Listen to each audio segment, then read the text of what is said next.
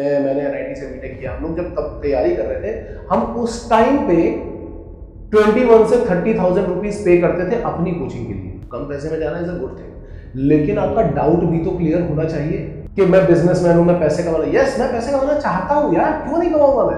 तुम merchant navy में जाओगे तो क्या तुम बिना पैसे कमाए मर्चेंट नेवी में जॉब करोगे?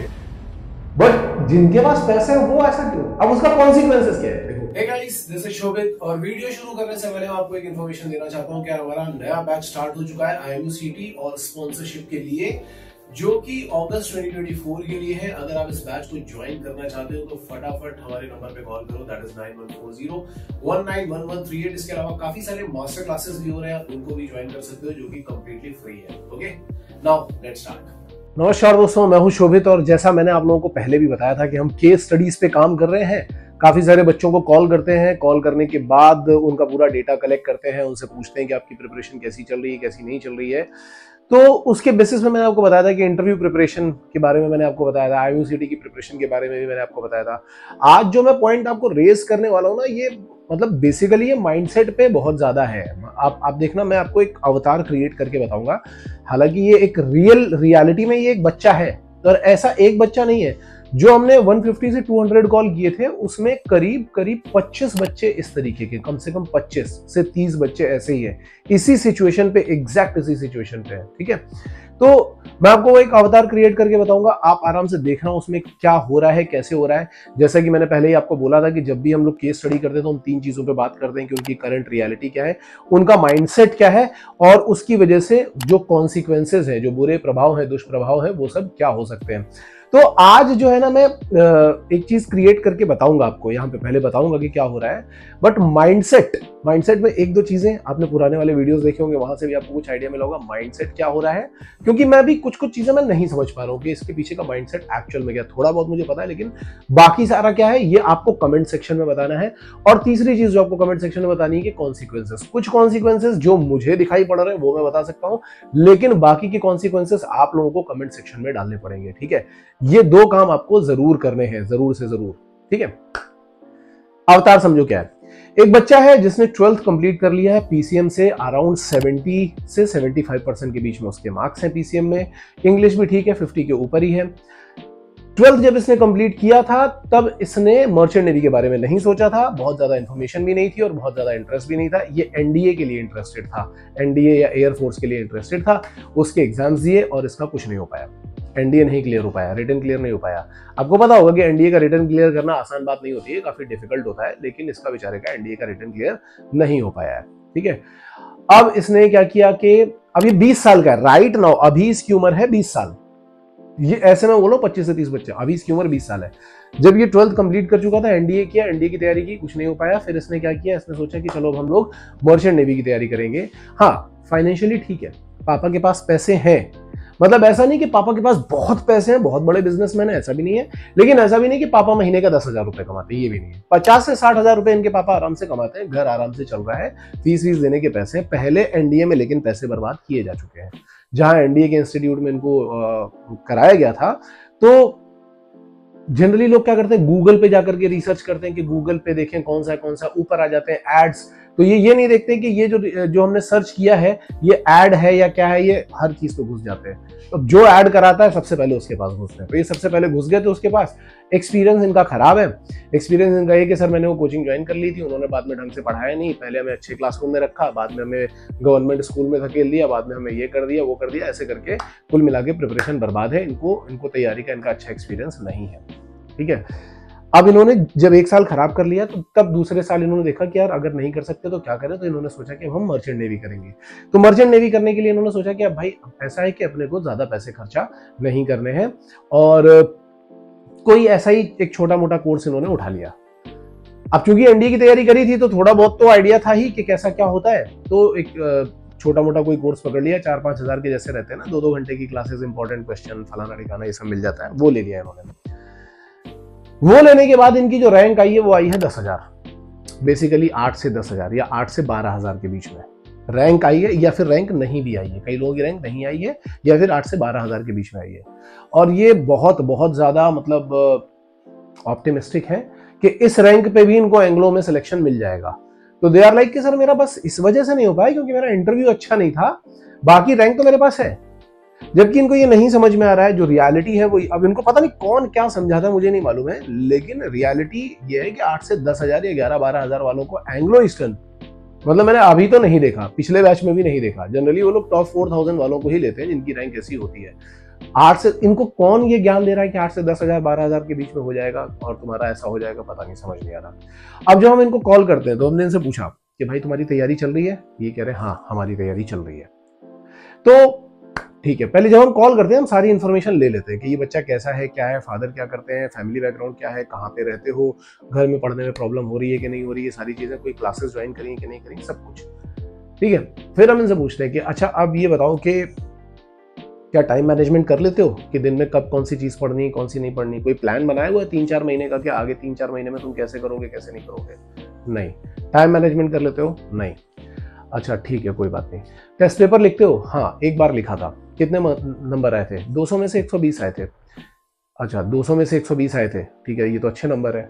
तो ये मान लेते हैं कि एक बार अगर आगे तो हमेशा 120 ही आएंगे, मतलब एक बार हुआ था उसके बाद बार बार चेक करते हो? नहीं, हम नहीं चेक करते, हमें लगता है कि हम कर लेंगे। अच्छा, एक्यूरेसी स्पीड के बारे में पता है? नहीं, वो भी नहीं पता है। तो तुम जो एग्जाम देने जा रहे हो, जब इनसे पूछा जाता है कि जब तुम एग्जाम देने जा रहे हो, जैसे सपोज करते हैं कि हमारा एक वेट लिफ्टिंग का कंपटीशन है जिसमें 100 किलो का वेट उठाना है, लेकिन हम डेली 10-10 किलो का, 5 किलो का, 15 किलो का वेट उठा रहे हैं, बस इतना ही उठा रहे हैं। तो क्या ऐसा होगा कि अचानक एक दिन चमत्कार होगा और फाइनल डे के दिन तुम जाकर के अचानक से 100 किलो उठा लोगे? नहीं, ऐसा कुछ नहीं। तो फिर तुम जब अभी तैयारी कर रहे हो, दिन में कितने घंटे पढ़ लेते हो? कुछ प्लान बनाते हो? नहीं, नहीं बनाते। क्या 3 घंटे का टेस्ट रखते हो अपने लिए? नहीं, नहीं रखते हैं। स्पीड और एक्यूरेसी चेक करते हो? नहीं, वो भी चेक नहीं करते। ठीक है, तो इनको ये सारी चीजें रियलाइज हो जाती है कि हाँ यार हम गलत कर रहे हैं। फिर जब हम ये बोलते हैं कि भाई एक्चुअल में ना तुम्हें कोचिंग की तुम्हें जरूरत है, और ऐसा नहीं है कि तुम कोचिंग ज्वाइन कर नहीं सकते हो, तुम्हें कोचिंग ज्वाइन कर लेनी चाहिए, ठीक है, देन दे आर लाइक कि नहीं हम नहीं करेंगे। क्या करोगे? हम घर पे अपने आप से प्रिपरेशन करेंगे। ठीक है, तो क्या तुम टाइम मैनेजमेंट फॉलो करोगे? वो हम देख लेंगे। क्या तुम मतलब अगर बीच में डिप्रेस फील करते हो, क्योंकि कई बार ऐसा होता है यार, बच्चे क्लास में प्रिपरेशन कर रहे होते हैं और मेहनत करने वाले बच्चे भी डिप्रेस फील करते हैं। उनको कोई बंदा चाहिए होता है जिसके साथ में वो अपने इमोशंस को वेंट आउट कर पाए, लेकिन ये नहीं कर पाते। ठीक है, जो घर पे बैठा होगा वो तो क्या ही वेंट आउट करेगा। तो उनसे अगर बोलते हैं कि ये सब करोगे, ये करोगे, नहीं, हमें कुछ नहीं करना। वो मतलब उनको ऐसा लगता है कि जैसे कोचिंग में पैसा डालना is the worst thing in life. यहाँ पे तो हम डाल ही नहीं सकते। आप चाहे कुछ भी बताओ कि हम देखो इतनी देर आपको पढ़ाएंगे, ये प्रैक्टिस करेंगे करेंगे। अब मुझे इसमें 2 चीजें जाननी है कि इसके पीछे का माइंडसेट। एक माइंडसेट तो ये है कि आज के टाइम पे लोगों ने, मतलब जो आसपास के लोग हैं, उन्होंने एक चीज क्रिएट कर रखी है कि कोचिंग वाले लूट रहे हैं, जो भी कोचिंग पढ़ा रहा है वो लूट रहा है, टीचर जो है वो लूट रहा है। मुझे एक सिंपल सा लॉजिक नहीं समझ में आता यार। जब हम लोग पढ़ते थे ना, जब, मतलब आज की बात नहीं कर रहा हूं मैं, 2001 की बात कर रहा हूं।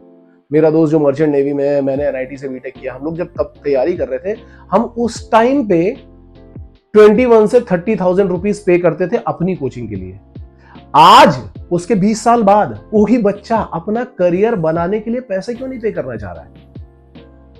इसका एक माइंडसेट तो मुझे समझ में आता है, क्योंकि वो जो सो कॉल्ड अपने आप को वो लोग कहते हैं ना कि हमने एजुकेशन इंडस्ट्री में रिवॉल्यूशन ला दिया है, हम केवल 5,000 में कोर्स बेचते हैं, 6,000 में, 7,000 में कोर्स बेचते हैं। वो माइंडसेट तो समझ में आता है कि चलो ठीक है, हाँ भाई लोग कम पैसे के चक्कर में जा रहे हैं।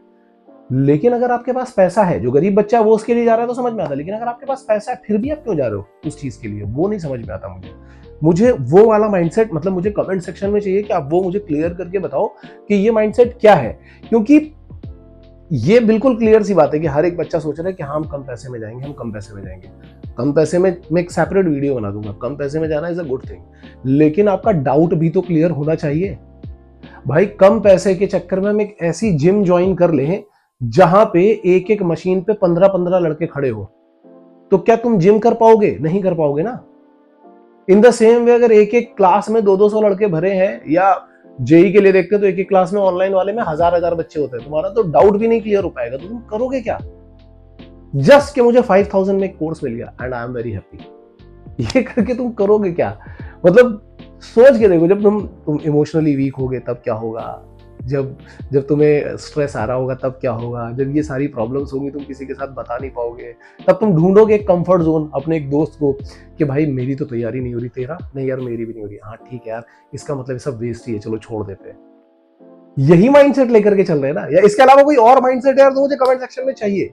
ठीक है, फिलहाल यहाँ पे जितने भी बच्चे देख रहे हैं, ये मैं उन बच्चों की बात कर रहा हूँ जिनके पास पैसे हैं लेकिन वो करियर पे नहीं खर्च करने के लिए रेडी है, उनकी बात हो रही है। जिनके पास पैसे नहीं है उनका तो मुझे समझ में आता है, उनके लिए तो हम भी काफी कुछ करते रहते हैं, ठीक है।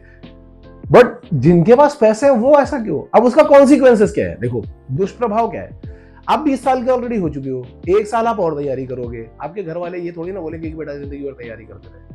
तुमने अगर 1 साल और खराब कर लिया तो कहेंगे बेटा एक काम कर, या तो बीए कर ले, या बीएससी कर ले, बीबीए कर ले, कोई तो कोर्स कर, ग्रेजुएशन तो कंप्लीट कर। प्रेशर आएगा आपके ऊपर कि हाँ ग्रेजुएशन कंप्लीट करनी है, फिर क्या करोगे? ग्रेजुएशन कंप्लीट हो गई, अब ग्रेजुएशन वालों को आज के टाइम पे नौकरी नहीं मिल रही है। आप ये सोच करके चलो कि हाँ हमने ग्रेजुएशन कंप्लीट कर लिया, अब हमें 50,000 की नौकरी मिल जाएगी, नहीं मिलेगी यार। 10-15,000 की नौकरी लेकर के घूम रहे होगे। बीटेक करने वाले भी जो अच्छे कॉलेजेस से बीटेक करते हैं ना, उनको मिलते हैं 50-60,000 की। या अगर आप आईआईटी में जाकर के कर रहे हो तो आप सोच के देखो कि हाँ मुझे 1 लाख की नौकरी मिल जाएगी। जनरल बीटेक करने वालों को, प्राइवेट कॉलेज करने वालों को नहीं मिल रही है भाई। 15-20,000 30,000 की नौकरी मिल जाए बहुत बड़ी बात है।